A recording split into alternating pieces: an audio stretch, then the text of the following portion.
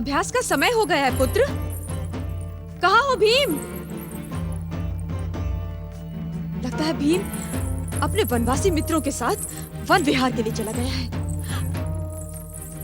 वनवासी मित्रों के साथ आखेट करने में उसे बहुत आनंद आता है। यदि इसी प्रकार वो अभ्यास छोड़ छोड़कर आखेटों के पीछे भागता रहा तो अस्त्र और शस्त्रों में कैसे पारंगत होगा? मुझे ही कुछ करना होगा। रक्तांबरी, यदि उसके मित्रों ने मेरा कहना नहीं माना तो मेरा क्रोध उन्हें दंडित करेगा। निरपराध बालकों को दंडित करने से कोई लाभ नहीं होगा राजकुमारी। भीमा अब बालक नहीं रहा, अस्त्र शस्त्र की सारी शिक्षाओं में दक्ष हो चुका है।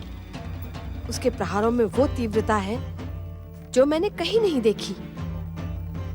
उसे देखकर मुझे उसके पिता महाराज कुंभकर्ण जैसे वीर की याद आती है। एक बात कहूं राजकुमारी,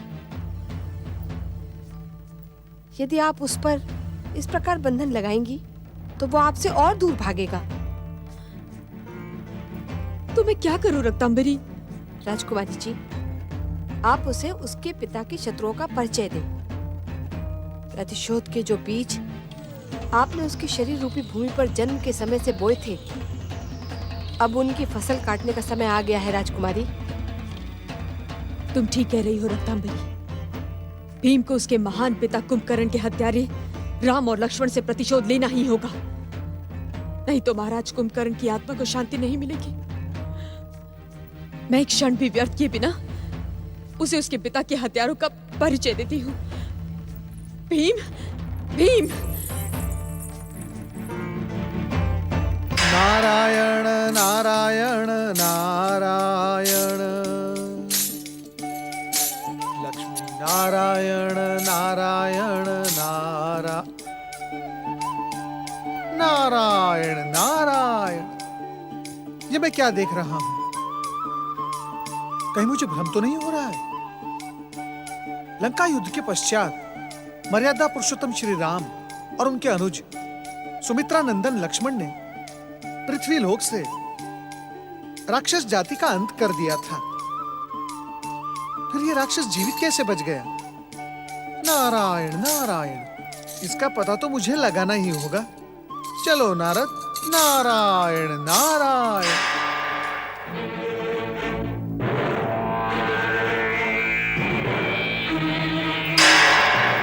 नारायण नारायण।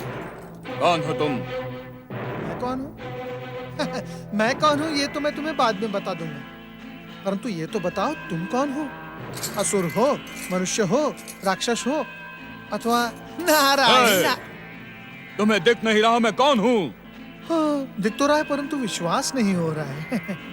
हो अथवा ना हो, मुझे तुम्हारे विश्वास से कुछ लेना देना नहीं है। तुम्हारे कारण मेरा लक्ष्य चूक गया। अब मैं तुम्हें दंडित करता हूँ। शिव शिव शिव शिव शिव शिव शिव शिव। कृपया ऐसा न करें। इतना उत्तेजित होना स्वास्थ्य के लिए हानिकारक होता है। यदि मेरे कारण तुम्हारा लक्ष्य चूक गया है तो मैं तुमसे क्षमा मांगता हूँ, परंतु ये तो बताओ तुम हो कौन? और ना कहूँ तो? नारायण नारायण, तो फिर मुझे किसी और से पूछना होगा। अब तुम्हारा परिचय जाने बिना मेरे इस भटकते हुए मन को शांति नहीं मिलेगी। तुम जैसे बिन बुलाए अतिथियों का मन अशांत रहना ही उचित है। तुम चाहे कुछ भी कर लो, मैं तुम्हें अपना परिचय नहीं दूंगा। नारायण नारायण, इतनी क्षमा याचना करने के पश्चात भी इतना रोष? अरे भाई, मैं तुम्हारा हितैषी हूँ, हितैषी, शुभचिंतक।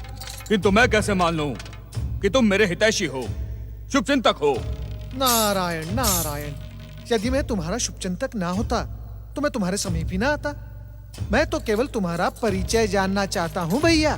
पर मैं तुम्हें अपना परिचय नहीं दे सकता, क्योंकि मैं स्वयं नहीं जानता मैं कौन हूँ। नारायण नारायण, पहली बार ऐसा विचित्र जीव मैं देख रहा हूँ जो जीवित होने के पश्चात भी अपना परिचय नहीं जानता। भैया, फिर तुम्हारा परिचय कौन जानता है? मेरी माता जानती होगी। जाकर उसी से पूछ लो और मुझे आखेट करने दो। कितनी कठिनाई से माता से आंख बचाकर आखेट के लिए निकला था और तुमने मेरा समय व्यर्थ कर दिया। हाँ! नारायण नारायण, अब इसकी माता के पास जाने से कोई लाभ नहीं होगा नारद। वो भी मुझे इसी के समान भ्रमित कर देगी। शिव शिव शिव शिव शिव शिव शिव। फिर इसके जन्म का कारण जानने के लिए अब हम परमपिता ब्रह्मा जी के पास चलते हैं। नारायण नारायण।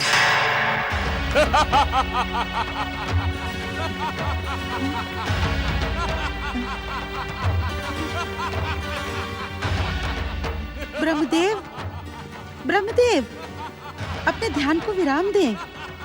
शांत वातावरण में ये एकाएक राक्षसी अट्टहास कहाँ से आ गया? पृथ्वी से आते इस अट्टहास को सुनकर देवी सरस्वती को चकित होता देख मुझे आश्चर्य हो रहा है। ये आप क्या कह रहे हैं ब्रह्मदेव? देवी सरस्वती, तुम भली भांति जानती हो कि संसार में वही होता है जो संसार के नियंता और इस संसार को गति देने वाले आशुतोष भगवान शिव की इच्छा होती है। यह अट्टहास का स्वर एकाएक नहीं आया है। अर्थात इस राक्षसी अट्टहास करने वाले इस राक्षस को प्रकट करने के पीछे शिवेच्छा है। निस्संदेह। आश्चर्य ब्रह्मदेव, घोर आश्चर्य। जब आप त्रिदेव इस सत्य से परिचित हैं कि आकार पाने वाला राक्षस अपने अभिमान से इस सृष्टि को मत डालने की भूमिका रचेगा, तो उसे आकार ही क्यों देते हैं? हर दुष्ट शक्ति के जन्म से शुभ शक्तियां प्रभावित होती हैं। देवी, भक्ति, सत्य और प्रेम भावनाओं को इन्हीं दुष्ट शक्तियों के प्रभाव से शक्ति प्राप्त होती है। मैं कुछ समझी नहीं ब्रह्मदेव। देवी, हम त्रिदेवों की सहमति और इच्छा से ही पृथ्वीलोक तक पहुंचने वाली दुष्ट शक्तियां इन पृथ्वीवासियों के धैर्य की परीक्षा लेती हैं। किस प्रकार? देवी, पाप के समान दुष्ट शक्तियों का प्रभाव भी शीघ्रता से बढ़ता है। इस बढ़ते हुए प्रभाव को देखकर पृथ्वीवासी आकर्षित होकर इन दुष्ट शक्तियों का साथ अपना लेते हैं। परंतु जो सच्चे भक्त और सत्य के मार्ग पर चलने वाले होते हैं, वे कभी भी अपना धर्म का मार्ग नहीं छोड़ते और इन्हीं दुष्ट शक्तियों के कारण सत्य और असत्य को परखने का अवसर मिलता है हमें। आप धन्य हैं ब्रह्मदेव। आपने मेरी जिज्ञासा को शांत करके मुझे धन्य कर दिया। देवी, जीव की जिज्ञासा कभी शांत नहीं होनी चाहिए। उसे सत्य तक पहुंचने के बाद किसी दूसरे लक्ष्य पर अटक जाना चाहिए। देवी, जिज्ञासा ही मनुष्य को परम सत्य तक पहुंचा सकती है। तुम तो जानती हो देवी कि जिज्ञासा के अथाह सागर को अपने हृदय में कौन छुपाए रहता है? नहीं जानती ब्रह्मदेव। हमारा मानस पुत्र नारद वो जिज्ञासा के सागर के साथ यहाँ आने वाला है। सत्य से परम सत्य के पहुंचने का मार्ग वो निरंतर सोचता रहता है। तब तो आप त्रिदेवों को नारद पर कृपा करनी चाहिए और उन्हें परम सत्य का मार्ग दिखाना चाहिए। एक बार नहीं, अनेकों बार हम त्रिदेव और इस संसार की शुभ शक्तियां नारद के लिए परम सत्य का मार्ग खोल चुकी है, परंतु नारद उस द्वार के भीतर प्रवेश नहीं करता। कारण सरल है।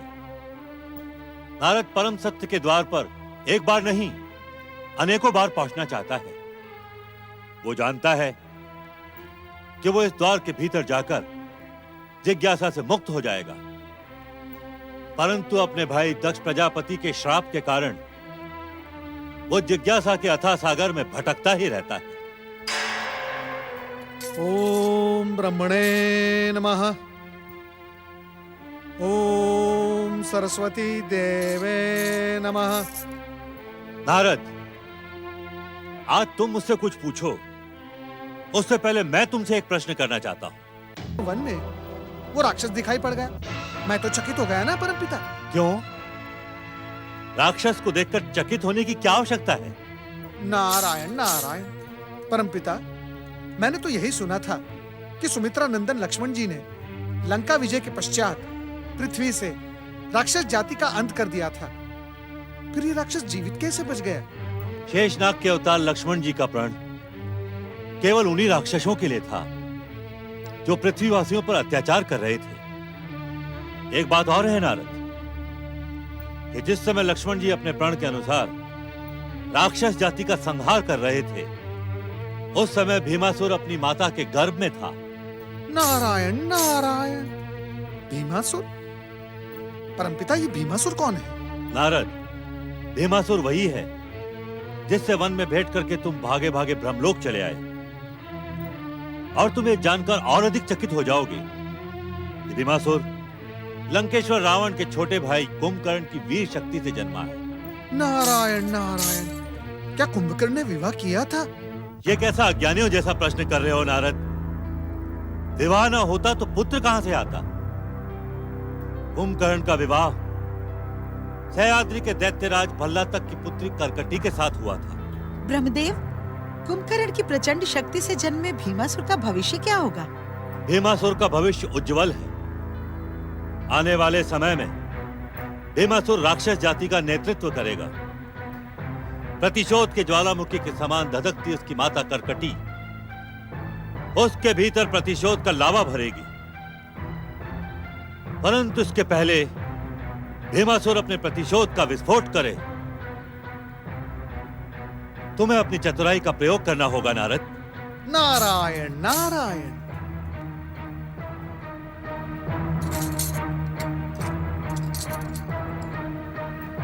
अब आप मुझे आज्ञा दे माता। ओम नमः शिवाय।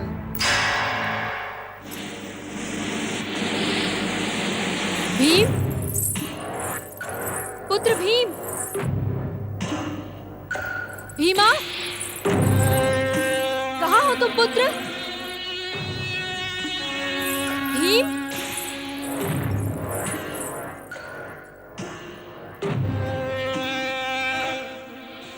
क्या मैंने तुम्हें इस दिन के लिए जन्म दिया था भीमा, कि तुम अपने पिता के शत्रुओं को दंडित करने की बात भुलाकर इस प्रकार पागलों की तरह आखेटों के पीछे भागो? क्या तुम्हें अपने माता के हृदय की धधकती ज्वाला और इसके आंसू दिखाई नहीं देते भीमा? मेरी बात का उत्तर दो। तुम्हें मेरी सौगंध है, आंखें मत झुकाओ भीमा। कहो कि तुम अपने पिता के शत्रु को दंडित करना चाहते हो। तुम अपने आनंद के लिए मेरी तपस्या को व्यर्थ करना चाहते हो, मेरी साधना को नष्ट भ्रष्ट करना चाहते हो, मेरे प्रतिशोध को ठोकर मारना चाहते हो भीमा।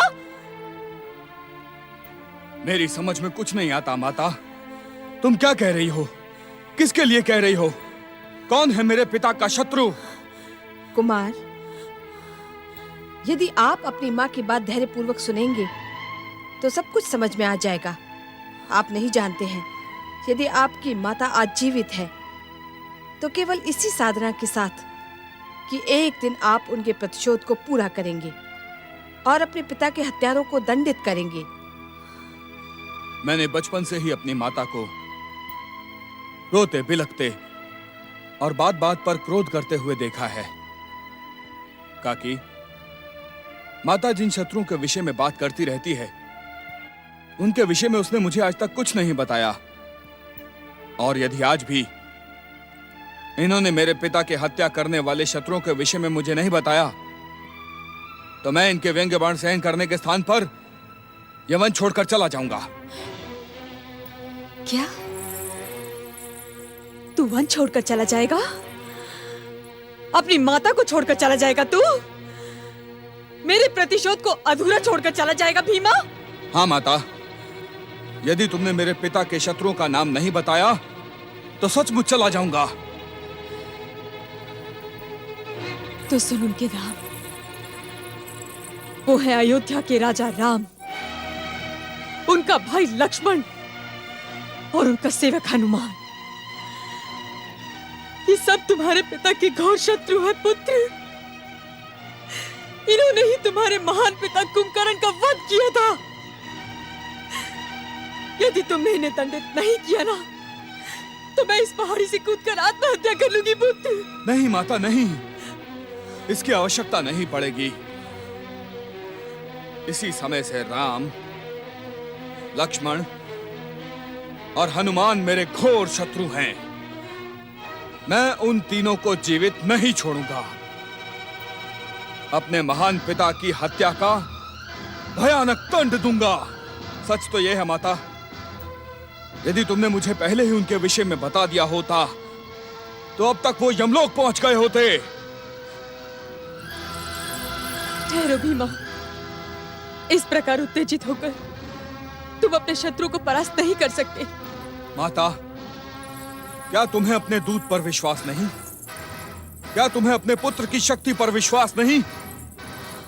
तुम एक बार आदेश तो दे दो, मैं इस सह्याद्री पर्वत को उखाड़कर तुम्हारे चरणों में डाल दूंगा। इस पृथ्वी को नष्ट भ्रष्ट कर दूंगा, आकाश को पाताल में खींच लूंगा। पुत्र, मुझे तुम्हारी शक्ति पर पूर्ण विश्वास है, किंतु शत्रु के बलाबल का भी पूर्ण अनुमान है। शत्रु का बलाबल? हाँ पुत्र, तू नहीं जानता है, तू समस्त पृथ्वी लोक का राजा है। तेरे ज्येष्ठ काका श्री लंकेश्वर रावण ने पृथ्वी लोक, स्वर्ग लोक, नाग लोक एवं समस्त ग्रहों पर अधिकार किया था, किंतु राम और लक्ष्मण ने तेरे ज्येष्ठ काका श्री एवं तेरे पिताश्री को भी जीवित नहीं छोड़ा। हाँ कुमार, राम, लक्ष्मण और हनुमान साधारण शत्रु नहीं, असाधारण वीर हैं। शक्ति संपन्न हुए बिना आप उनसे प्रतिशोध नहीं ले सकते हैं। और मैं शक्ति संपन्न कैसे हो सकता हूँ? देखो भीम, सबसे पहले पृथ्वी लोक पर छिपे हुए समस्त असुरों एवं दैत्यों को एकत्रित करो। उनके अंदर राक्षस जाति का सर्वनाश करने वाले उनके शत्रुओं के प्रति प्रतिशोध की आग जगाओ। उसके बाद अयोध्या पर आक्रमण करो, तभी मेरे हृदय की ज्वाला शांत होगी पुत्र। मैं शीघ्र ही राक्षस सेना को एकत्र करके अपने महान पिता कुंभकर्ण की हत्या करने वाले अयोध्या के राजा राम से प्रतिशोध लूंगा। पृथ्वी के राक्षस वीरों एकत्र हो, एकत्र हो। तुम्हें लंकेश्वर रावण की सौगंध, रावण की सौगंध, रावण की सौगंध, रावण की, तुम्हें महाबलशाली कुंभकर्ण की सौगंध, कुंभकर्ण की सौगंध। एकत्र हो, एकत्र हो, एकत्र हो, एकत्र हो, एकत्र हो, एकत्र हो, एकत्र हो।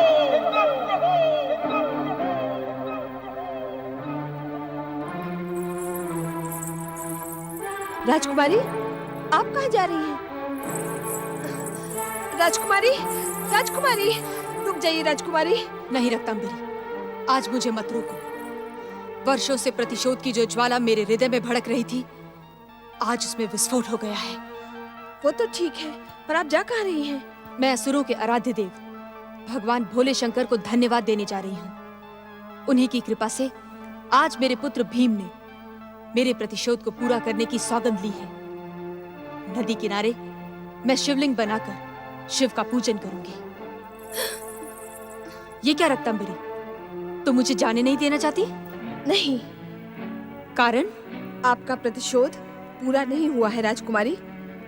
जब तक पृथ्वी पर राक्षस जाति के शत्रु राम, लक्ष्मण और हनुमान जीवित हैं, तब तक आपके किसी भी अनुष्ठान का कोई लाभ नहीं है। अर्थात तुम ये कहना चाहती हो कि? हाँ राजकुमारी, मैं यही कहना चाहती हूँ कि शिव शंकर को धन्यवाद करने का ये उचित अवसर नहीं है। जिस दिन राक्षस जाति का ध्वज अपनी कीर्ति और गौरव के साथ संसार के शिखर पर लहराएगा, उस दिन हम सब मिलकर शिव शंकर को धन्यवाद देंगे। इस समय कुमार को आपके साथ की और आपके मार्गदर्शन की आवश्यकता है। आपका साथ न होने पर वे अपने संकल्प से भटक भी सकते हैं। चलिए राजकुमारी, एक क्षण का भी विलंब न कीजिए, शीघ्र कुमार के पास चलिए। राक्षस वीरों, एकत्र हो। तुम्हें लंकेश्वर रावण की सौगंध, तुम्हें महाबलशाली कुंभकर्ण की सौगंध। एकत्र हो।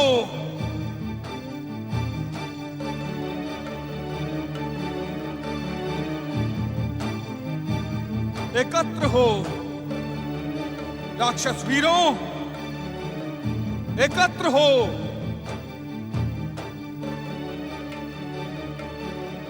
दुर्भाग्य, घोर दुर्भाग्य। संसार के सबसे अधिक वीर और गौरवशाली राक्षस जाति की ये दुर्दशा। अपने पराक्रम से संसार पर अधिकार करने वाली राक्षस जाति के पास आज रहने के लिए भूमि नहीं, पेट भरने के लिए भोजन नहीं। अन्याय, घोर अन्याय। इन राक्षस शत्रु देवताओं ने राक्षस जाति के साथ भयानक अन्याय किया है। जानते हो कि तुम्हारा शत्रु कौन है? जानते हो तुम्हें इस दुर्भाग्य के अंधकार में किसने धकेला है? नहीं, हम कुछ नहीं जानते। वर्षों बाद आपकी पुकार पर हम अपनी गुफाओं से बाहर निकले हैं। आज वर्षों बाद खुली हवा और सूर्य के प्रकाश ने हमें स्पर्श किया है। हम कुछ नहीं जानते। परंतु हम जानते हैं। कौन है वो? हमें नाम बताएं। क्या उसका नाम जानकर तुम उससे प्रतिशोध लोगे? हाँ, हम प्रतिशोध लेंगे। सोच लो वीरों, तुम निर्बल हो और शत्रु बलशाली। तुम्हारे प्राण भी संकट में आ सकते हैं। हमें अपने प्राणों का कोई भय नहीं। तो अब तक शांत क्यों थे? लंकेश्वर रावण, इंद्रजीत मेघनाद और महाबलशाली कुंभकर्ण का वध करके राक्षस जाति की दशा को दुर्दशा में बदलने वाले राम लक्ष्मण से प्रतिशोध क्यों नहीं लिया? क्योंकि हम संगठित और एक साथ नहीं थे। आपकी पुकार ने हमें एक साथ कर दिया है। अब हमारी शक्ति शत्रुओं को अवश्य दंडित करेगी। लंकेश्वर रावण, इंद्रजीत मेघनाद और महाबलशाली कुंभकर्ण का वध करने वाले जीवित नहीं बचेंगे। आओ माता आओ। राक्षस वीरों, ये राक्षस जाति के ध्वज को आकाश की ऊंचाई तक पहुंचाने वाले महाबलशाली महाराज कुंभकर्ण की पत्नी और हमारी माता करकटी हैं। इन्हें प्रणाम करो। प्रणाम राक्षस माता। राक्षस माता करकटी की राक्षस माता करकटी की। वीरों, केवल मेरी नहीं, मेरे पुत्र भीमासुर की भी जय जयकार करो। मुझे पूर्ण विश्वास है कि भीमासुर का नेतृत्व तुम्हें एक बार फिर से तीनों लोगों का राज्य सौंप देगा। राक्षस माता करकटी और राक्षस राज भीमासुर की। वीरों, अयोध्या के राजा राम के पराजय में ही हमारी विजय है, हमारा गौरव है। इसलिए पूरी शक्ति लगाकर अयोध्या पर अधिकार करो। यदि राम और लक्ष्मण को जीवित बंदी ना बना पाओ तो युद्ध भूमि में उन्हें मृत्यु दंड दो। ऐसा ही होगा राक्षस माता। अयोध्या में एक भी मानव जीवित नहीं बचेगा। हम पिछले लंबे समय से भूखे हैं। अयोध्या के मानवों को पचाकर ही हमारी भूख शांत होगी माता। तो फिर चलो, आक्रमण! आक्रमण! नारायण नारायण। ठहरो राक्षस राज भीमासुर, ठहरो। ऐसी भी क्या शीघ्रता? मेरी बात तो सुनो। ए चोटी वाले साधु, तू फिर से आ गया? माताश्री, इस चोटी वाले साधु को मेरा नाम तुमने बताया? पुत्र, मैं तो इसे जानती भी नहीं। नारायण नारायण। राक्षस राज भीमासुर का नाम अब तो न इस नारद के लिए अनजाना है और न ही इस संसार के लिए। परिचय मिलने पर भी यहाँ प्रकट होकर हमारा मार्ग रोकने का कारण? नारायण नारायण। राक्षस राज भीमासुर, मैं तुम्हारा हितैषी था, अब भी हूँ और भविष्य में भी रहूंगा। मैं तो केवल तुम्हारी भलाई के लिए यहाँ प्रकट हुआ हूँ। नाम जपते हो हमारे शत्रु नारायण का और हमारे हितैषी बनते हो। तुम हमें भ्रमित करने आए हो। हम तुम्हें दंडित करेंगे। राक्षस माता करकटी, यदि हम तुम्हें भ्रमित करने आए होते तो तुम्हारे समीप खड़े ही ना होते। हम तो केवल ये याद दिलाने के लिए आए हैं कि तुम्हारा ये पुत्र इन मुट्ठी भर सैनिकों के साथ तुम्हारा संकल्प कभी पूरा नहीं कर सकता। मेरी बात मान लो। हमें तुम्हारी कोई बात नहीं सुननी है। जिस प्रकार आए हो उसी प्रकार। ठहरो माता, पहले इसकी बात तो सुन लो। कहो, हमारा संकल्प कैसे पूरा होगा? नारायण नारायण। राक्षस राज भीमासुर, तुम्हारा मार्गदर्शन करने से पूर्व मैं तुमसे ये पूछता हूँ कि तुम्हारे बीच कोई रावण की सेना का सैनिक है? हाँ, मैं लंकेश्वर रावण की सेवा में था। राम के विरुद्ध युद्ध में मैं राक्षस सेना की ओर से लड़ा था, परंतु जब लंकेश्वर रावण का वध हो गया तो मैं सह्याद्री के इसी क्षेत्र में एक गुफा में आकर छुप गया था। बस बस बस बस बस बस, इतना ही पर्याप्त है। किंतु तुम ये भी जानते होंगे कि लंकेश्वर रावण ने असुर जाति के आराध्य भगवान भोलेनाथ को प्रसन्न करके चंद्रहास खड़ग प्राप्त कर लिया था। हाँ, जानता हूं। लंकेश्वर रावण ने अभिमान में कैलाश जाकर कैलाश को उखाड़ कर फेंक देने का अहंकार किया था। शिव ने मुझे अपना परिचय न देकर मेरा उपहास उड़ाया है। या तो शिव मुझे अपना परिचय दे, या मैं शिव का निवास कैलाश ही सागर में डुबो देता हूं।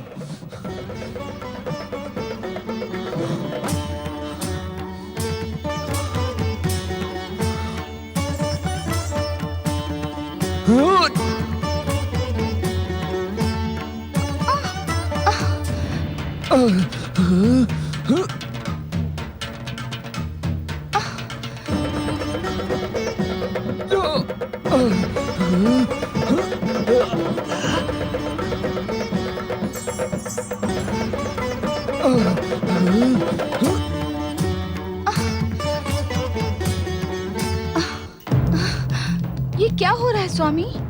उद्विग्न ना हो पार्वती, यह एक अहंकारी का अहंकार है जो खंडित होने की अभिलाषा लेकर प्रस्तुत हुआ है। अहंकारी का अहंकार? हाँ पार्वती, विश्व विजय तथा तीनों लोकों का स्वामी बनने का स्वप्न देखने वाला लंकेश्वर रावण आज कैलाश भूमि पर अपने अहंकार के साथ उपस्थित हुआ है। अहंकारी लंकेश्वर को उसके दुस्साहस का उचित दंड दें स्वामी। तुम्हारी इच्छा का सम्मान करते हुए हम कैलाश को इसी क्षण स्थिर किए देते हैं।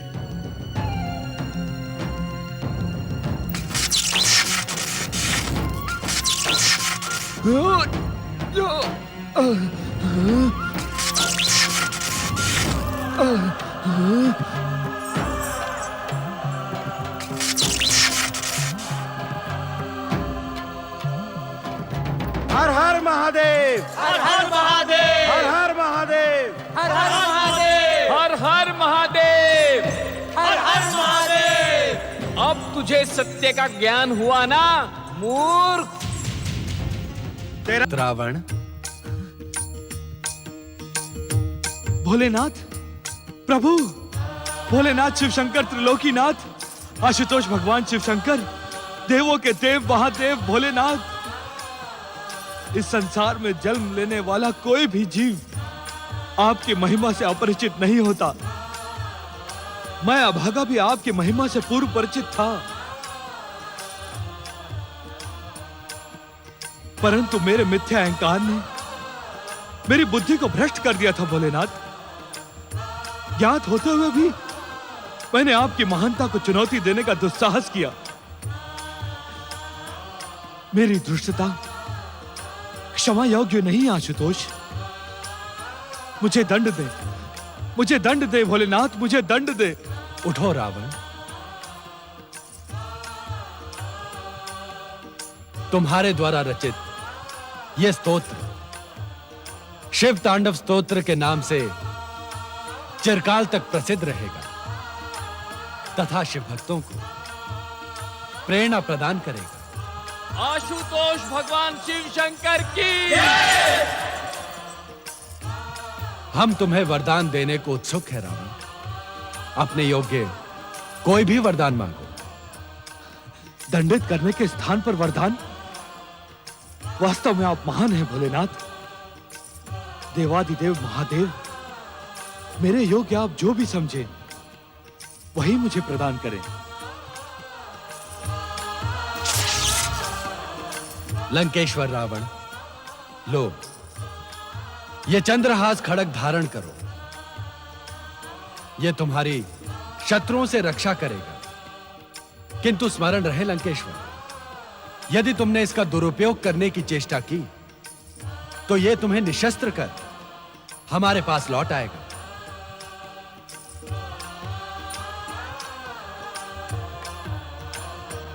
इस घटना की याद दिलाकर तुम हमसे कहना क्या चाहते हो, चोटी वाले साधु?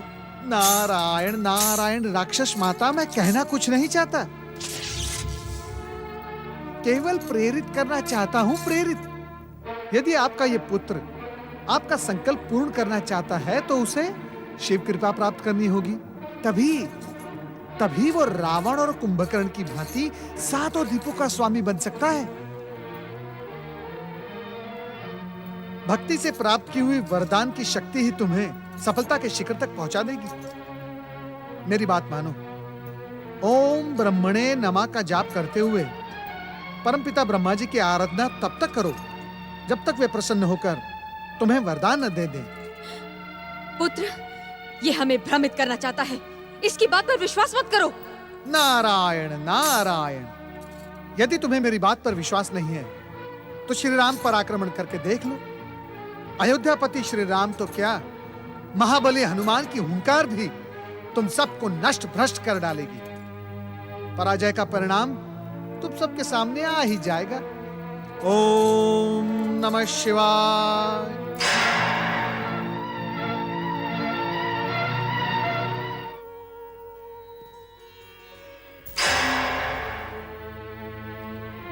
नारायण नारायण, प्रणाम। अभी से इतना चिंतित होने की आवश्यकता नहीं है अग्निदेव। ये समय तो आपको अपने प्रिय देवराज इंद्र और अपने साथियों के साथ रास रंग और आमोद प्रमोद में बिताना चाहिए, है ना? यदि मुझसे कोई भूल हो गई हो तो क्षमा करें देव ऋषि, परंतु इस प्रकार व्यंग न करें। नारायण नारायण, अग्निदेव, यदि सत्य कहना व्यंग है तो ठीक है, मैं कुछ नहीं कहूंगा। नारायण नारायण, परंतु इतना अवश्य कहूंगा कि स्वर्ग के प्रति आपकी निष्ठा नारायण नारायण धन्य है, धन्य। देवराज इंद्र स्वर्ग राज्यसभा में आपको सम्मानित अवश्य करेंगे। देव ऋषि, नारायण नारायण, मैंने कहा ना, अभी से इतना चिंतित होने की आवश्यकता नहीं है अग्निदेव। अभी तक तो भीमा ने अपनी तपस्या का प्रारंभ भी नहीं किया है।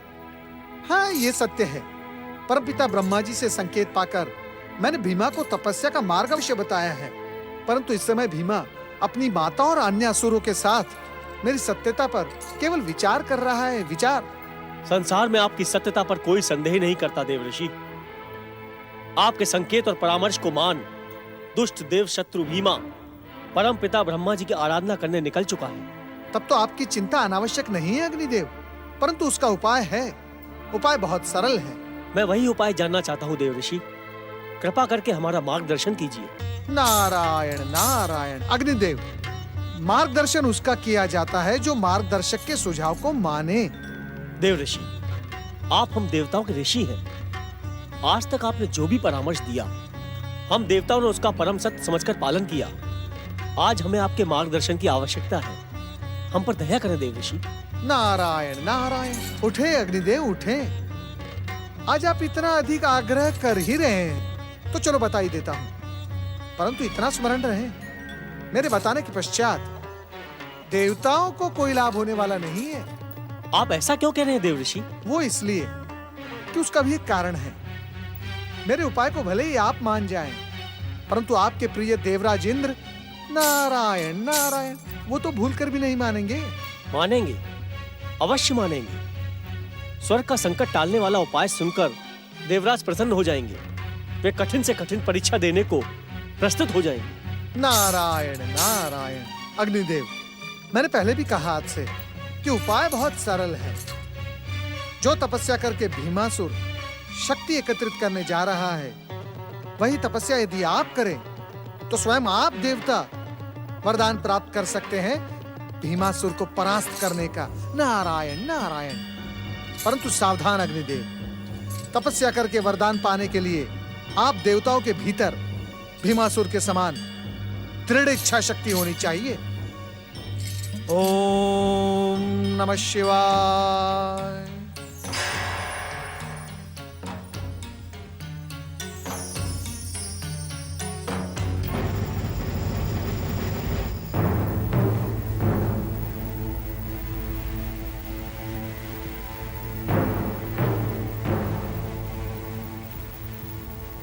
हे सृष्टि के रचनाकार ब्रह्मदेव, मैं अपनी माता करकटी, राक्षस मित्रों और चोटी वाले साधु नारद मुनि के परामर्श पर वरदानी शक्ति पाने की मनोकामना से आपकी तपस्या प्रारंभ कर रहा हूं।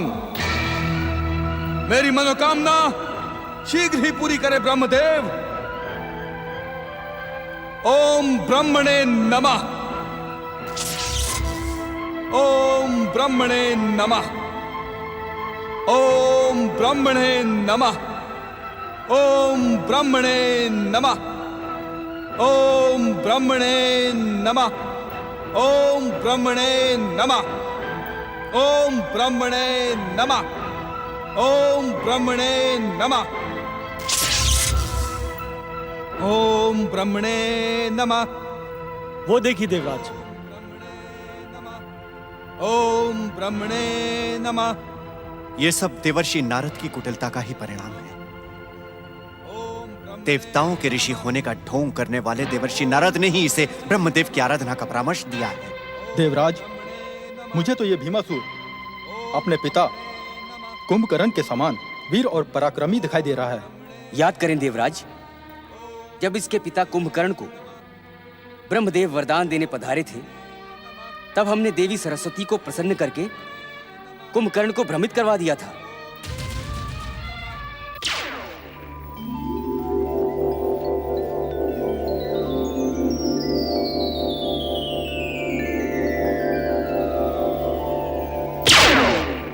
महाबली कुंभकर्ण, तुम किस सोच विचार में पड़े हो? शीघ्र ही अपना इच्छित वरदान मांग लो। हे परमपिता ब्रह्मा जी, आपकी कठोर तपस्या से मेरा शरीर थक सा गया है। मैं विश्राम करने का इच्छुक हूं। आप मुझे ऐसा वरदान दें कि मैं अनेक वर्षों तक सोता रहूं। निद्रा काल में ना मुझे भूख का आभास हो, ना प्यास का। तथास्तु।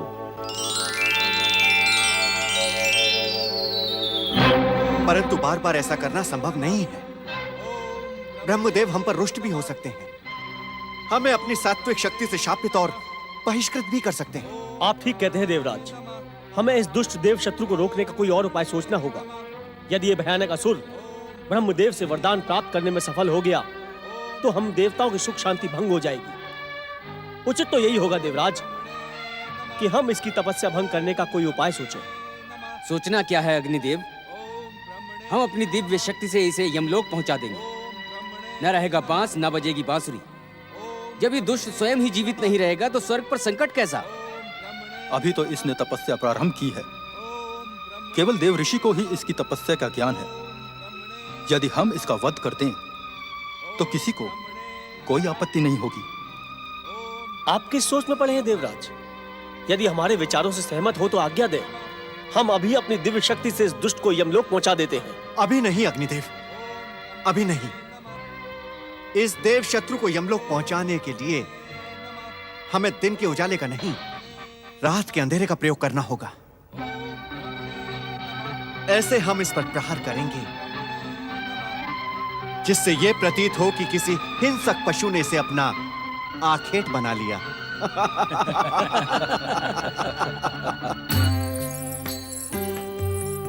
ओम ब्रह्मणे नमः। ओम ब्रह्मणे नमः। ओम ब्रह्मणे नमः। ओम ब्रह्मणे नमः। ओम ब्रह्मणे नमः। हमारी उपस्थिति हमारे पुत्र के संकल्प में बाधक हो सकती है। चलिए हम चलें। राक्षस माता, मैं आपसे एक निवेदन करना चाहता हूं। तुम्हारा निवेदन हमारे पुत्र के संबंध में है अथवा हमारे संकल्प के? दैत्य माता, हमारा निवेदन राक्षस राज भीमासुर की तपस्या के संबंध में है। तो आज्ञा की आवश्यकता नहीं है, शीघ्र कहो जो कहना है। दैत्य माता, भीमासुर की तपस्या का आज पहला दिन है। अभी और न जाने कितने दिन, मास अथवा वर्ष इस तपस्या को सफल होने में लगेंगे। तुम कहना क्या चाहते हो? मैं यही कहना चाहता हूं दैत्य माता कि तपस्या के समय हमें राक्षस राज भीमासुर को अकेला नहीं छोड़ना चाहिए। अवसर का लाभ उठाकर हमारे शत्रु दैत्यराज को हानि पहुंचा सकते हैं। अभी हमारे शत्रुओं में इतना साहस नहीं है कि वो तब कर तुम्हें भीमा पर प्रहार कर सके। यदि उन्होंने ऐसा किया तो मेरा श्राप उन्हें सदा सदा के लिए मृत्यु की नींद में सुला देगा। क्षमा करें दैत्य माता। यदि दैत्य शत्रु देवता अथवा हमारे अन्य शत्रु भीमासुर को हानि पहुंचाने में सफल हो गए तो हमारा संकल्प, हमारा प्रतिशोध और हमारा अभियान सदा सदा के लिए असफल हो जाएगा। इन सब परिस्थितियों से बचने के लिए हमें कोई ना कोई उपाय अवश्य करना पड़ेगा माता। किसी उपाय की कोई आवश्यकता नहीं है। इतना तो मैं भी जानती हूँ कि तप करने वाली व्यक्ति की रक्षा उसकी तप शक्ति करती है राक्षस माता, अवश्य करती है। परंतु तब जब तपस्वी की तपस्या सफलता की सीमा तक पहुंच चुकी हो। दैत्य माता, आपको सावधान करना मेरा कर्तव्य है। छड़िया विष्णु और दुष्ट देवताओं पर विश्वास नहीं किया जा सकता माता। अर्थात विष्णु ने वामन अवतार धारण करके महान असुर सम्राट बलि को छला था और छल से ही समुद्र मंथन के समय इसी विष्णु ने असुर सेनापति राहु का मस्तक काट डाला था। दैत्य माता, हमें दुष्ट देवताओं पर विश्वास नहीं करना चाहिए माता। मुझे इनकी बातें तर्कसम्मत लगती हैं। वीरों, अब भीमासुर की सुरक्षा का उत्तरदायित्व तुम सब पर है। भीमासुर पर संकट का अर्थ होगा राक्षस जाति पर संकट। अतः सावधान होकर भीमासुर की सुरक्षा में लग जाओ। जो आज्ञा राक्षस माता, चलो।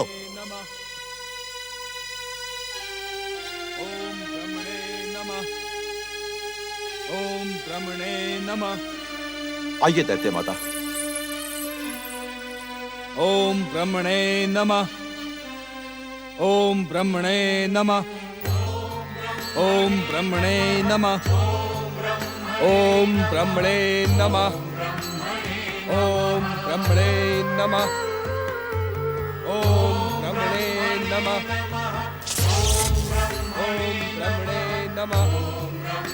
ओम ब्रह्मणे नमः। ओम ब्रह्मणे नमः।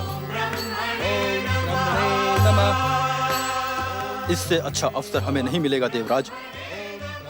इस दुष्ट देव शत्रु को यमलोक पहुंचाने की आज्ञा प्रदान करें।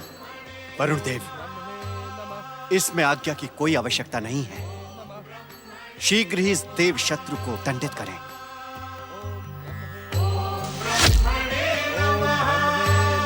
क्षमा करें देवराज, मैं आपके निर्णय से सहमत नहीं हूँ। इस असहमति का कारण अग्निदेव? देवराज, इस दुष्ट देव शत्रु को मारने की उपलब्धि अकेले वरुण देव को प्राप्त हो, यह अनुचित है।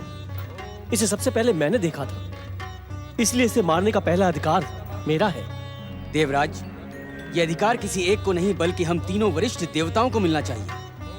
यदि आप हमें आज्ञा दें तो हम तीनों मिलकर एक साथ प्रहार करके इस दुष्ट को यमलोक पहुंचा दें। स्वर्ग की सुरक्षा के प्रति आप तीनों की निष्ठा को देखकर हम अत्यंत प्रसन्न हुए। पवन देव के कथन का सम्मान करते हुए मैं आप तीनों देवताओं को एक साथ प्रहार करने की आज्ञा देता हूं। ब्रह्मणे नमः।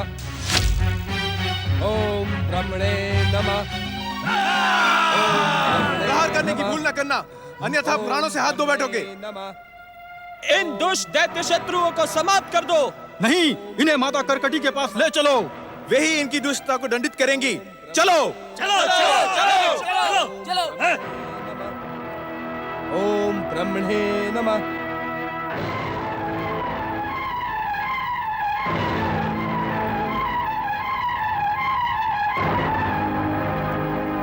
राक्षस माता करकटी की जय हो। ये देवतागण हमारे राक्षस राज भीमासुर की हत्या करने आए थे।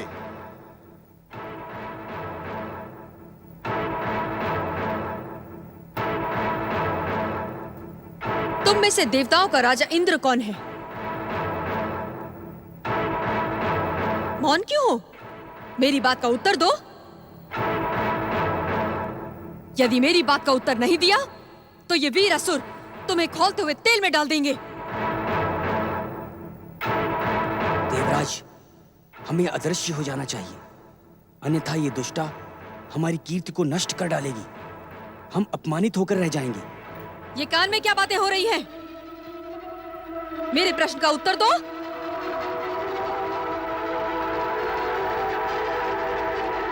दिव्य शक्तियां हमारा साथ नहीं दे रही हैं। हम अदृश्य नहीं हो पा रहे हैं। अब क्या होगा देवराज?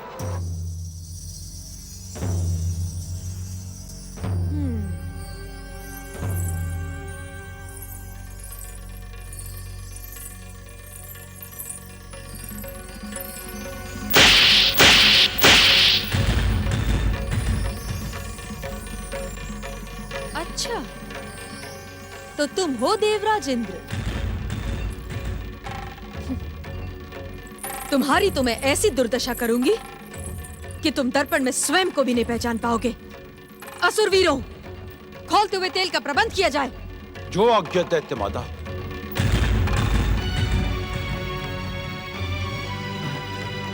राक्षस माता, हमें क्षमा करें और कृपा करके हमें जाने दें। क्षमा कर दूं? तुम जैसे दुष्ट और बहरूपिये को क्षमा कर दूं ताकि तुम्हें अपनी दुष्टता दिखाने का एक अवसर और प्राप्त हो जाए?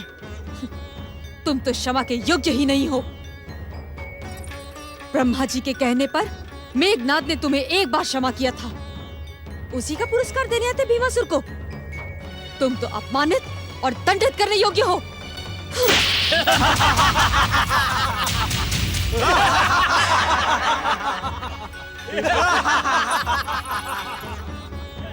नारायण नारायण। भीमासुर को वरदान प्राप्त होने से पहले ही देवता परास्त हो गए। दुष्टता और स्वार्थ का परिणाम ऐसा ही होता है। अब तो राक्षस माता कर्कटी से अपमानित होने के पश्चात ही इन देवताओं को ज्ञान प्राप्ति होगी। नारायण नारायण। देवताओं ने अपनी स्वार्थ भावनाओं के कारण दुष्कर्म किया है, परंतु तुम्हारा क्या कर्तव्य है नारद? क्या संकट के इस काल में तुम्हें देवताओं के ऋषि होने का कर्तव्य नहीं निभाना चाहिए?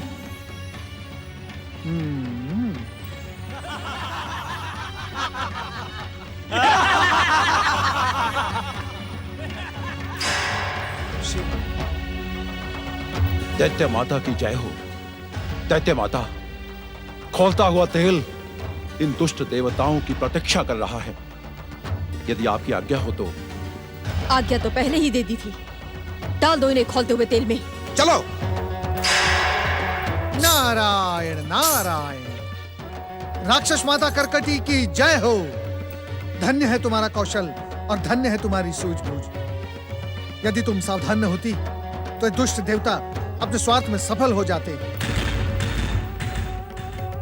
दिव्य शक्तियों से संपन्न देवताओं का स्वार्थ एक न एक दिन इसी प्रकार अपमानित और प्रताड़ित तो होना ही था। हमें क्षमा करें देवर्षि और हमारी रक्षा करें, अन्यथा हम देवता अपमानित होकर रह जाएंगे। नारायण नारायण। देवराज इंद्र, स्वार्थ का परिणाम ऐसा ही होता है। देवता होते हुए भी तुम्हारे कर्म अपमान के ही योग्य हैं। मैं नहीं जानता तुम्हें दंडित करने के लिए राक्षस माता कर्कटी तुम्हें कहां ले जा रही है, और सच तो यह है देवराज इंद्र कि तुम्हारे इन दुष्कर्मों के लिए तुम्हें कठोर से कठोर दंड मिलना चाहिए। क्या मैं जान सकता हूं इनके दुष्कर्मों के लिए आप इन्हें क्या दंड देने जा रही हैं? अवश्य जान सकते हो।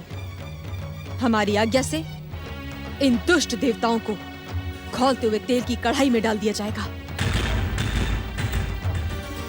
नारायण नारायण। राक्षस माता कर्कटी ने तुम्हारे दुष्कर्मों के योग्य ही तुम्हारे दंड की व्यवस्था की है। खौलता हुआ तेल जब तुम्हारे शरीर पर अपनी गर्मी के चिन्ह छोड़ेगा, तब तुम इस संसार में ही नहीं अपनी ही दृष्टि में अपमानित और लज्जित हो जाओगे। तुम पुनः ऐसा दुष्कर्म करने का दुस्साहस नहीं करोगे। राक्षस माता, यदि आप आज्ञा दें तो एक प्रार्थना करूं? तुम्हारी बातों से आभास होता है नारद कि तुम राक्षस जाति के शुभ चिंतक हो।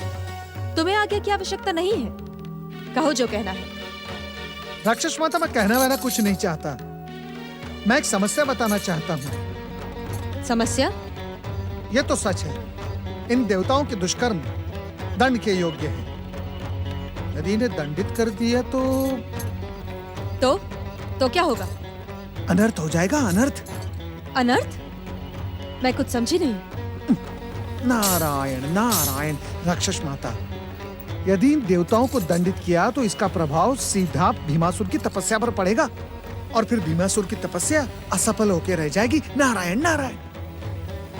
दुष्ट देवताओं के दंड से भीम की तपस्या का क्या संबंध है? राक्षस माता कर्कटी, संबंध है। जिस स्थान पर पूजा, आराधना और तपस्या होती हो, उस स्थान पर क्रूरता और कठोरता का कोई स्थान नहीं होता।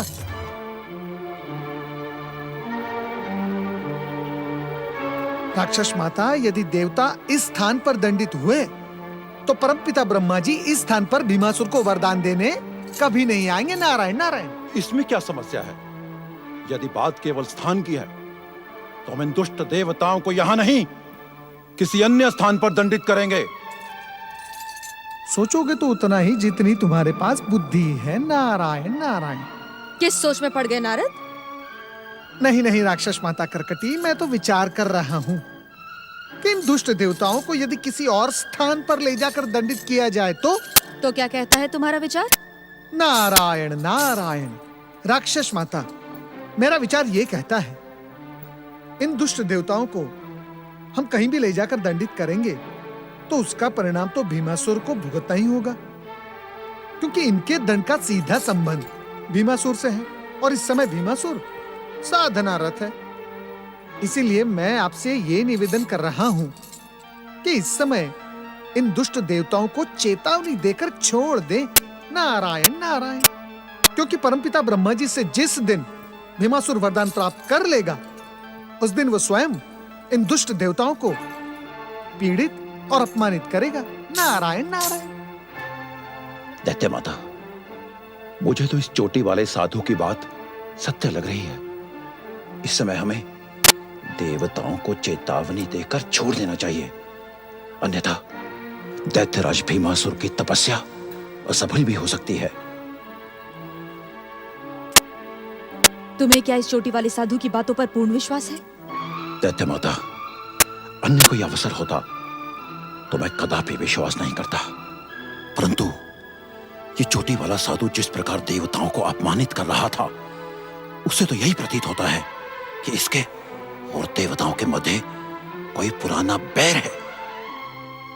तुम सही कह रहे हो। ये चोटी वाला साधु भी चाहता है कि भीमासुर की तपस्या सफल हो। हमें इसकी बात मान लेनी चाहिए। अवश्य माता, अवश्य।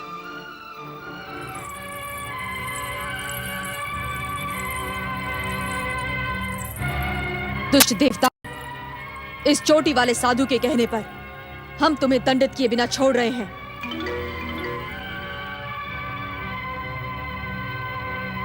किंतु यदि राक्षस जाति पर तुमने आंख भी उठाई तो तुम्हारी आंखें निकाल दी जाएंगी। दूर हो जाओ मेरी दृष्टि से। नारायण नारायण। देवराज इंद्र, तुम्हारे भीतर तनिक भी भक्ति और सत्कर्म की मात्रा शेष बची हो तो भविष्य में ऐसा कभी न करना, अन्यथा तुम देवताओं को अपमान और कलंक के अतिरिक्त कुछ प्राप्त नहीं होगा। तपस्या करते हुए तपस्वी पर प्रहार करने के कारणवश तुम्हारी समस्त दिव्य शक्तियां नष्ट हो गई थी। अब सच्चे मन से भगवान भोलेनाथ का स्मरण करो, वे तुम पर कृपा करते हुए तुम्हारी खोई हुई दिव्य शक्तियां लौटा देंगे। जो आज्ञा देवर्षि। ओम नमः शिवाय। दैत्य माता कर्कटी, अब आप हमें भी आज्ञा दे। नारायण नारायण। त्राहिमाम त्राहिमाम त्राहिमाम। हमारी रक्षा करे परमपिता, हमारी रक्षा करे परमपिता। जब स्वयं का दुष्कर्म और स्वयं की शक्ति अपमानित और असफल हो गई, तो आप सब मेरे पास ये प्रार्थना लेकर आ गए कि मैं भीमासुर को वरदान देने न जाऊं? हमें क्षमा कर दें परमपिता, हम आपको विश्वास। देवताओं का विश्वास अब खंडित हो चुका है। अरे जिन्हें संसार में भक्ति, आराधना और तपस्या की परंपरा का प्रचार और प्रसार करना चाहिए, वे ही उसे खंडित करने की भूमिका बना रहे हैं। जब रक्षक ही भक्षक बन जाता है तो समाज और संसार पतन की ओर चल पड़ता है। आप सब देवता हैं, परंतु देवताओं की तनिक भी मर्यादा नहीं है आप सबके भीतर। हमें अपनी भूल पर पश्चाताप है परमपिता। इस बार हमें क्षमा कर दें परमपिता, भविष्य में ऐसी भूल दोबारा नहीं होगी। परंतु जो भूल हो चुकी है उसका दंड तो आप सबको भुगतना ही होगा। त्राहिमाम, त्राहिमाम, त्राहिमाम। यदि समय रहते आपने देवर्षि नारद का परामर्श मानकर स्वयं को शिव चरणों में लीन कर दिया होता तो आज ये दुर्दशा और अपमान के क्षण आपको देखने न पड़ते। नारायण नारायण। प्रणाम परमपिता। देवराज इंद्र, ब्रह्म वाक्य अटल होता है। परमपिता ब्रह्मा जी पहले ही कह चुके हैं, इस भूल का दंड आप सभी देवताओं को भुगतना ही होगा।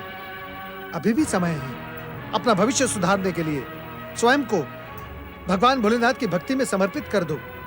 भगवान भोलेनाथ आप सभी देवताओं का कल्याण करेंगे। ओम ब्रह्मणे नमः। ओम ब्रह्मणे परमपिता, मैं यही प्रार्थना लेकर ब्रह्मलोक में उपस्थित हुआ हूं कि आप कुंभकर्ण पुत्र राक्षस राज भीमासुर की पुकार को सफल करें। परमपिता, भीमासुर की प्रतीक्षा पूरी हो चुकी है। अब हम शिव संकेत की प्रतीक्षा कर रहे हैं। ब्रह्मदेव शीघ्र कैलाश पर उपस्थित हो। ओम ब्रह्मणे नमः। ओम ब्रह्मणे नमः। ओम ब्रह्मणे नमः। पुत्र, तुम्हारा स्वर ब्रह्मा जी तक नहीं पहुंच रहा है। स्वर ऊंचा करो पुत्र, शक्ति लगाओ। ओम ब्रह्मणे नमः। ओम ब्रह्मणे नमः। ओम ब्रह्मणे नमः। समझ में नहीं आ रहा है कि मेरे पुत्र की पुकार सुनकर ब्रह्मा जी प्रकट क्यों नहीं हो रहे हैं। कहीं देवताओं ने ब्रह्मा जी के साथ सांठगांठ तो नहीं कर ली। नारायण नारायण नारायण, लक्ष्मी नारायण नारायण। हे चोटी वाले साधु, तुम्हारे कहने पर ही मेरा पुत्र इतनी कठोर तपस्या कर रहा है, किंतु उसका सुर ब्रह्मा जी तक क्यों नहीं पहुंच रहा। नारायण नारायण। ओम नमः शिवाय। नारायण नारायण। धैर्य रखे राक्षस माता, धैर्य रखे। कैसे धैर्य रखूं? तपस्या करते करते मेरे पुत्र का शरीर क्षीण हो गया है, उसका गला सूख गया है। नारायण नारायण। राक्षस माता कर्कटी, तपस्या जितनी लंबी और कठोर होगी, वरदान भी उतना ही श्रेष्ठ होगा। इसलिए तुम विचलित ना हो। परम पिता ब्रह्मा जी से कृपा प्राप्त करते ही तुम्हारा पुत्र अपने सभी दुखों को, कष्टों को भूल जाएगा। ब्रह्म कृपा से उसके भीतर एक नई ऊर्जा का संचार होगा। कब होगा ये सब?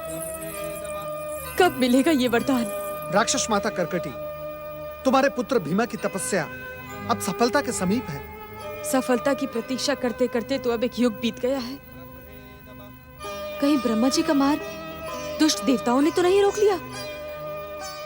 नारद, आप तो त्रिकालदर्शी हैं।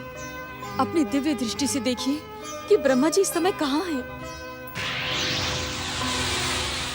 मेरे लिए क्या आज्ञा है भोलेनाथ? आपकी भूमिका स्पष्ट है। सृष्टि के हित में जो उचित हो वो करें। जो आज्ञा महादेव।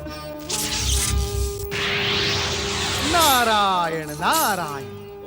राक्षस माता कर्कटी, परमपिता ब्रह्मा जी शिवाज्ञा से कैलाश से यहाँ आने के लिए निकल चुके हैं। वे कुछ क्षणों में यहाँ प्रकट होंगे, परंतु तब तक आप सबको धैर्य धारण करना होगा, अन्यथा तुम्हारे कारण तुम्हारे पुत्र भीमा की तपस्या में बाधा पड़ सकती है। ओम नमः शिवाय।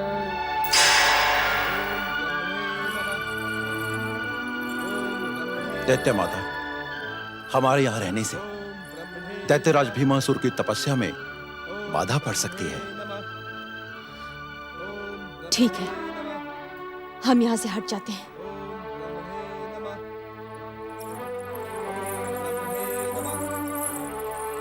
ओम ब्रह्मणे नमः। ओम ब्रह्मणे नमः। ओम ब्रह्मणे नमः।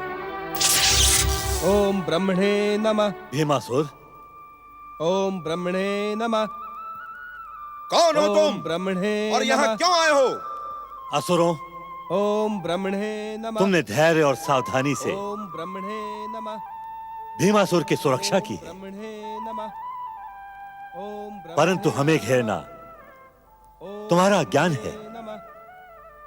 हम वही हैं जिसे तुम्हारे राक्षस राज भीमासुर पुकार रहे।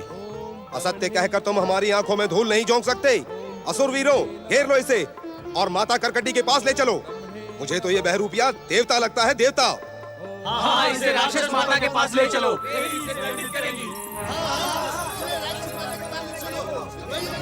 ये क्या हो रहा है रक्तांबरी? ये कैसा कोलाहल है? आइए। अज्ञानी असुरों, तुम्हारा ज्ञान मुझे पहचान नहीं पा रहा, परंतु राक्षस राज भीमासुर की भक्ति और आराधना मुझे अवश्य पहचान लेगी। कैसा कोलाहल है ये? राक्षस माता करकटी की, राक्षस माता करकटी की, राक्षस माता करकटी की। माता, ये बहरूपिया अपने आप को ब्रह्मा बता रहा है। भीमासुर, अपनी आंखें खोलो। हम तुम्हारी पुकार सुनकर तुम्हारी सहायता करने के लिए यहाँ आए हैं।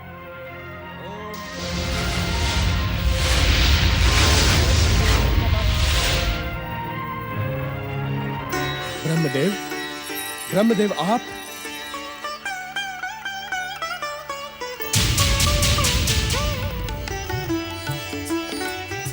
आप मेरी पुकार सुनकर आ गए ब्रह्मदेव।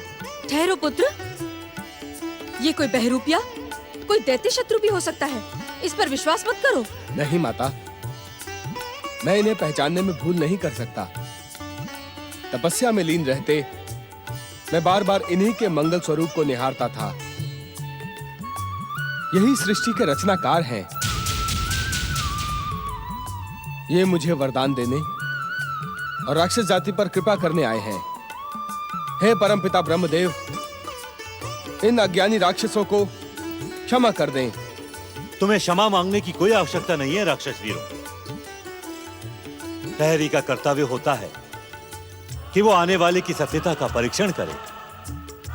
तुम सबने जो कुछ भी किया वो तुम्हारा कर्तव्य था। तुम सबका कल्याण हो। भीमासुर, अब तुम हमसे अपना इच्छित वरदान मांग लो। कहो, क्या इच्छा है तुम्हारी? भीम, सबसे पहले इनसे अपने पिता के हत्यारे राजा राम को समाप्त करने का एवं तीनों लोगों का राजपाट मांग लो। जो मेरी माता ने कहा वही सिद्ध हो। मैं श्री राम को, मर्यादा पुरुषोत्तम भगवान श्री राम को संसार की कोई भी शक्ति किसी भी वरदान के सहयोग से परास्त नहीं कर सकती। वे जगत पालक भगवान श्री हरि विष्णु के अवतार हैं। इसी कारण भगवान श्री राम से प्रतिशोध रखना समय को व्यर्थ करना है। तुम कोई और वरदान मांगो। जब शत्रु से प्रतिशोध ही पूरा ना हो तो ऐसी कठोर तपस्या का क्या लाभ? भल्ला तक पुत्री करकटी, इस समय लाभ हानि पर नहीं बल्कि वरदान की उपयोगिता पर विचार करो। और वैसे भी विचार करने का अधिकार तुम्हारा नहीं, तुम्हारे पुत्र भीमासुर का है। कारण ये कि मेरी आराधना और कठोर तपस्या भीमासुर ने की है, तुमने नहीं। मेरा पुत्र वही कहेगा जो मैं कहूंगी। भीम, कह दो इनसे कि श्री राम की पराजय के सिवा हमें और कोई वरदान नहीं चाहिए। जाने दो इन्हें। यदि तुम अपनी माता की बात से सहमत हो तो हम इसी समय प्रस्थान करते हैं। ठहरे ब्रह्मदेव, ठहरे। मेरी तपस्या को व्यर्थ करके ना जाएं। ये तुम क्या कह रहे हो भीम? अपना प्रतिशोध पूरा करने की सिवा हमें और कोई वरदान नहीं चाहिए। जाने दो इन्हें। नहीं माता, नहीं। तपस्या तुमने नहीं, हमने की है। यदि मैं ब्रह्मा के वरदान से तीनों लोकों का सम्राट बन गया तो मैं अपने शत्रुओं को कुचल कर रख दूंगा, फिर चाहे वो दुष्ट शत्रु देवता हो अथवा जगत पालक श्री हरि विष्णु। हे परमपिता ब्रह्मदेव, मुझे तीनों लोकों के साम्राज्य के साथ ऐसी शक्ति का वरदान दें जिसकी कभी किसी के साथ तुलना न की जा सके, जो अतुलनीय हो, जो अपराजित हो। हम तुम्हारी इच्छा पूरी कर सकते हैं भीमासुर, यदि तुम हमें एक वचन दो। कहें ब्रह्मदेव। हमारी वरदानी शक्ति से तुम अतुलनीय शक्ति संपन्न बनोगे और तीनों लोकों पर तुम्हारा अधिकार होगा।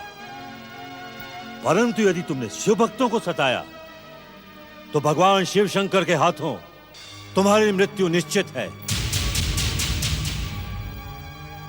पुत्र की मृत्यु निश्चित करने वाला वरदान हमें नहीं चाहिए। भीम, इन्हें जाने के लिए कह दो। मैं तुमसे पहले भी कह चुका हूं माता, कुछ समय के लिए शांत हो जाओ। मैं आपकी चेतावनी याद रखूंगा ब्रह्मदेव। हम तुम्हारी मनोकामना पूरी करते हैं।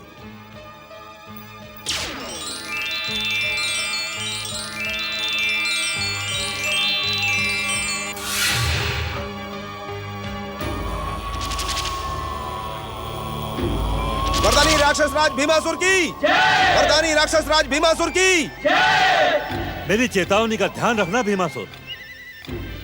शिव कृपा से जिस राक्षस कुल में तुमने जन्म लिया है वे प्रारंभ से भगवान शिव को अपना आराध्य मानते हैं। यदि तुमने शिव भक्तों को सताया तो शिव शंकर तुम्हें कभी क्षमा नहीं करेंगे। तुम सबका कल्याण हो।